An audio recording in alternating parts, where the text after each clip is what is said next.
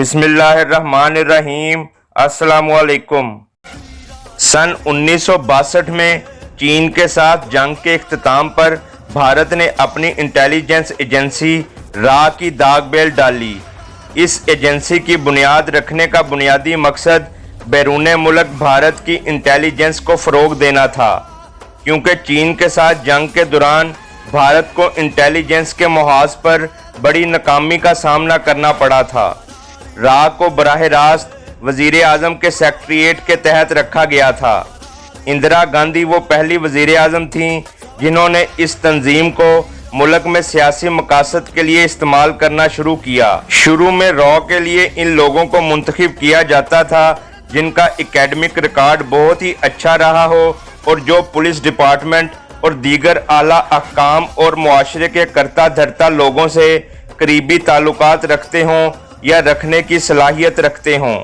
شروع میں را کے لیے ان لوگوں کو منتخب کیا جاتا تھا جن کا اکیڈمک ریکارڈ بہت ہی اچھا رہا ہو اور جو پولیس ڈپارٹمنٹ اور دیگر اعلیٰ حکام اور معاشرے کے کرتا دھرتا لوگوں سے قریبی تعلقات رکھتے ہوں یا رکھنے کی اہلیت رکھتے ہوں۔ اندرا گاندھی کے کہنے پر را نے حکومت کے مخالفین، کانگریس پارٹی کے اندر موجود ناقدین، بڑے کاروباری افراد، بیوروکریٹس اور صحافیوں کی فائلیں تیار کر لیں۔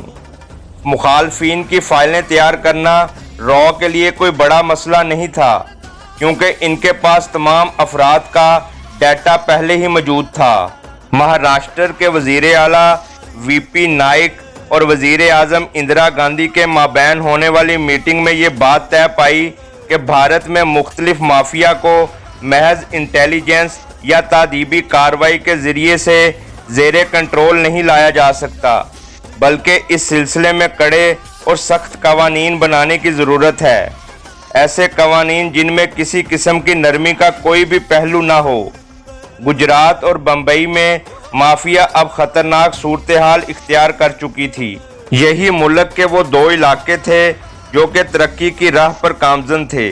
اب مرکزی حکومت کے لیے وقت آن پہنچا تھا کہ اس سلسلے میں کوئی عملی اقدامات کیے جائیں، لہٰذا اس وقت ایسے سخت قوانین بنائے اور نافذ کیے گئے جن کی کوئی مثال نہیں ملتی تھی۔ Maintenance of internal security act یعنی میسا میں سن 1974 میں چند ترامیم کر کے حکومتی اداروں کو یہ اختیار دے دیا گیا کہ کسی بھی شخص کو عدالت میں پیش کیے بغیر حراست میں رکھا جا سکتا ہے۔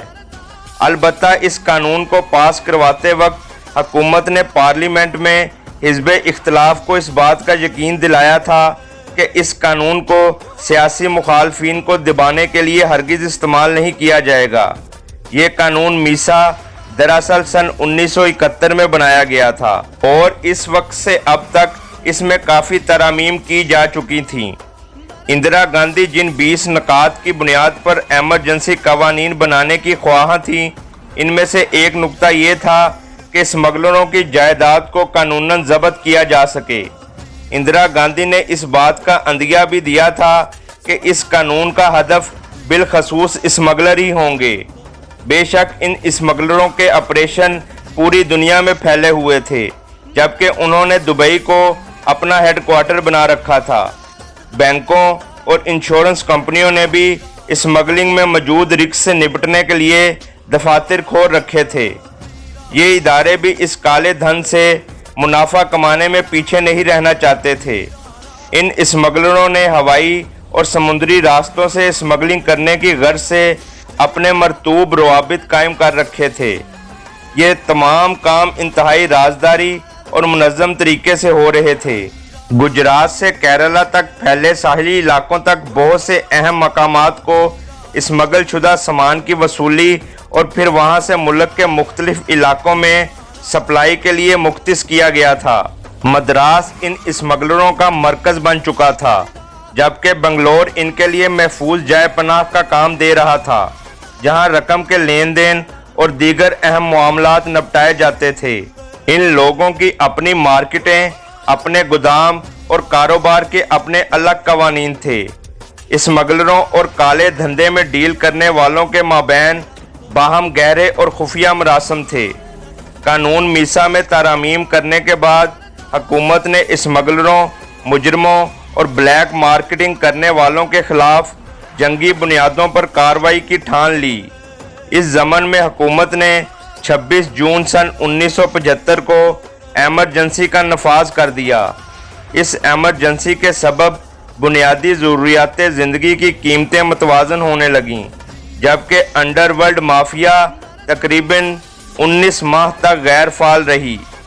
14 अगस्त को बांग्लादेश की नौज़ायदा रियासत के वज़ीर आज़म शेख मुजीबुर रहमान और इसके ख़ानदान वालों के कत्ल ने नई दिल्ली में भी सियासी हलचल मचा दी।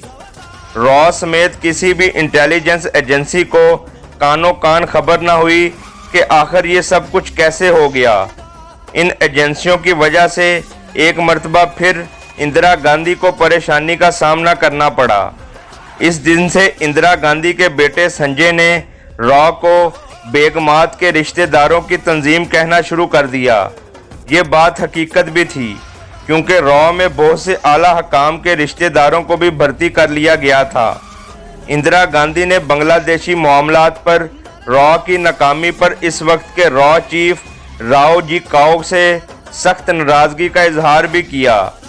इंदिरा गांधी इस बात से खाइफ थीं कि अगर इनकी इंटेलिजेंस एजेंसी बांग्लादेश में नाकाम हो सकती है तो फिर भारत में क्यों कर कामयाब हो सकेगी। इसमें कुछ शक नहीं कि रॉ को सियासी मुखालफिन को दबाने और पार्लियामेंट में हुकूमती बालादस्ती कायम रखने के लिए इस्तेमाल किया जा रहा था। इसके लाजमी नताइज ये बरामद हुए कि भारतीय मीडिया सुकड़ने लगा और आम शहरी बुनियादी हकूक से महरूम होने लगे। बम्बई माफिया के लिए तो बदतरीन हालात थे। भारत की तारीख में पहली मर्तबा पार्लियामेंट के ऐवानों में बम्बई के स्मगलरों हाजी मस्तान, यूसुफ पटेल और बकिया के नाम ज़ेरे बहस लाए गए।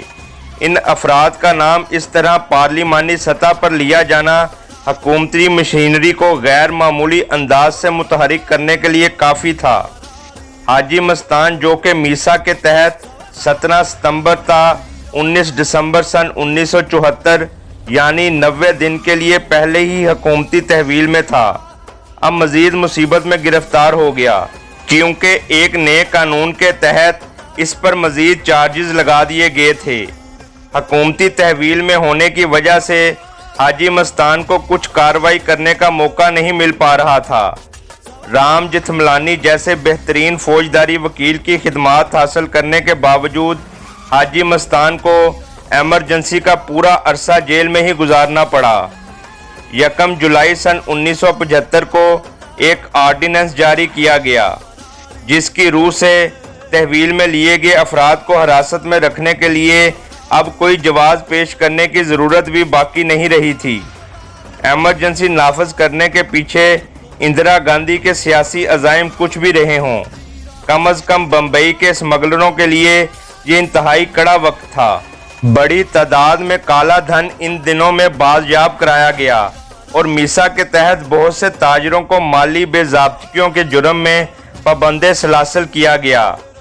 इतने मुजरमों, स्मगलरों, माली बेज़ाब्तगियों में मुलव्विस अफराद, गुंडों और ब्लैक मार्केटिंग करने वालों को जेल की सलाखों के पीछे भेजा गया कि अब इन जेलों में जगह भी कम पड़ चुकी थी। एक जानिब हाजी मस्तान को मीसा के तहत पाबंदे सलासल किया गया तो दूसरी जानिब नेशनल सिक्योरिटी एक्ट को हरकत में लाकर वरादा राजन, करीम लाला, दाऊद इब्राहिम, पठान ग्रुप, राम नाइक और उर्दन गावली को गिरफ्तार करके कैद में डाल दिया गया। ताहम इसका फ़ायदा ये हुआ कि तमाम गैंगस्टरों को मिल बैठने का मौका मुयस्सर आ गया था। ये लोग इससे कबल इतनी तफसील से एक दूसरे के बारे में नहीं जान सके थे, ना एक साथ रहे थे। मसलन वरादा और नाइक इतना घुल मिल गए कि जेल के अंदर ही मंसूबे बनाने लगे कि किस तरह बंदरगाहों को स्मगलिंग के लिए मिलकर इस्तेमाल किया जाए। ये मंसूबा इतना जामिया था कि अपनी रिहाई के बाद उन्होंने इस मंसूबे पर मनोऐन अमल करना शुरू कर दिया। इस वक्त के पुलिस कमिश्नर SV टैंकीवाला को एमरजेंसी के नफाज के फ़ौरन बाद पुलिस चीफ बना दिया गया। यूनियन होम मिनिस्ट्री को पेश की जाने वाली अपनी एक रिपोर्ट में वो लिखते हैं اسمگلنگ کے خلاف مہم نے نہ صرف اسمگلنگ کے کاروبار کو مشکلات میں ڈال دیا بلکہ اس کے اخراجات بھی کئی گنا بڑھ گئے۔ حاجی مستان اور یوسف پٹیل جیسے بڑے بڑے ناموں سمیت تقریباً 288 اسمگلروں کو حراست میں لیا گیا اور 177 اسمگلروں کی جائیداد کو بھی ضبط کر لیا گیا۔ حاجی مستان اور کریم لالہ جیسے لوگ تقریباً 2 سال جیل کی سلاخوں کے پیچھے گزارنے کے بعد تقریباً ختم ہو چکے تھے۔ انہیں اس بات کا اندازہ ہونے لگا کہ وہ حکومت کے خلاف ایک ہاری ہوئی جنگ لڑنے میں مصروف ہیں۔ اب انہیں اس بات کا ادراک ہونے لگا تھا کہ اگر انہوں نے حکومت کو یہ یقین نہ دلایا کہ وہ آئندہ کسی غیر قانونی کاروبار یا کارروائی کا حصہ نہیں بنیں گے تو شاید ان کی ساری عمر جیل کی سلاخوں کے پیچھے ہی گزر جائے۔ جب ایمرجنسی اٹھا لی گئی اور سن 1977 میں جنتا پارٹی اقتدار میں آئی تو حاجی مستان اور کریم لالہ نے جے پرکاش نارائن سے درخواست کی کہ اس وقت کے وزیر اعظم مرارجی دیسائی سے مل کر بات کریں کہ ان لوگوں کے ساتھ کچھ نرمی کا معاملہ کیا جائے۔ ان دونوں نے حلف نامے جمع کروا کر حکومت کو یقین دلایا کہ جیل سے باہر جانے کے بعد پھر کبھی کسی غیر قانونی کاروبار کا حصہ نہیں بنیں گے۔ وزیر اعظم دیسائی نے ان کی درخواست کو قبول کرنے کے بعد اپنے ثواب دیدی اختیارات استعمال کرتے ہوئے انہیں رہائی دلوائی تھی۔ اس کے بعد داؤد ابراہیم، اس کے بھائی صابر، گاولی، نائک اور دیگر افراد نے بھی عدالت میں ضمانتوں کے لیے درخواستیں جمع کروا دیں۔ چونکہ ان افراد کے خلاف نہ تو سنجیدہ نوعیت کے الزامات تھے اور نہ ہی ٹھوس ثبوت، اس لیے عدالت نے ان کی ضمانتیں منظور کر لیں۔ جاری ہے